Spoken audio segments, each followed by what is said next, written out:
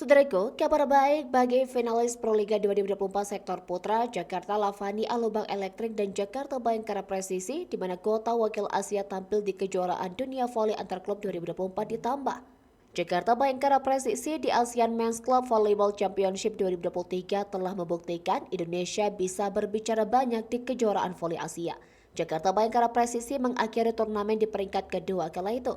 Menariknya, di ASEAN Men's Club Volleyball Championship 2024, ada regulasi yang diubah sekaligus memperbesar peluang Indonesia mengirimkan wakil kejuaraan dunia voli antar klub atau VIVB World Cup Championship. ASEAN Men's Club Volleyball Championship 2024 dijadwalkan berlangsung di kota Yazd, Iran pada 8-15 September.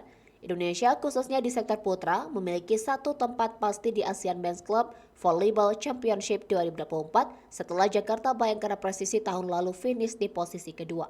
Di perebutan title juara, Bayangkara Presisi yang kala itu dilatih oleh Jeff Jangji kalah dari wakil Jepang Suntory Sunbird dengan skor 3-1. Sesuai regulasi, 10 besar peringkat akhir ASEAN Men's Club Volleyball Championship tahun lalu otomatis tampil di edisi selanjutnya. Dari Indonesia, tim yang memenangkan Proliga 2024 menjadi wakil merah putih bertanding di kejuaraan dunia voli Asia antar klub 2024. Tahun lalu, Jakarta Lavani yang berstatus juara Proliga sebenarnya menjadi wakil merah putih.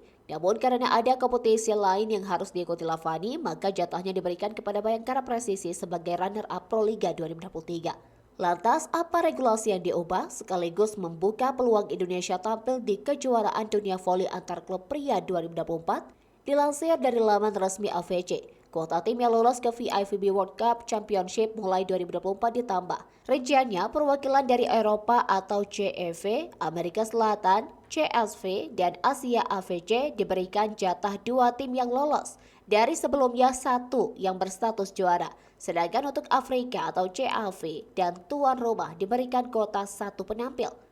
Peringkat pertama dan kedua di ASEAN Men's Club Volleyball Championship 2024 dapat melangkah ke event dunia VIVB World Cup Championship. Ini menjadi peluang besar bagi tim voli merah putih tidak hanya menembus level Asia namun dunia.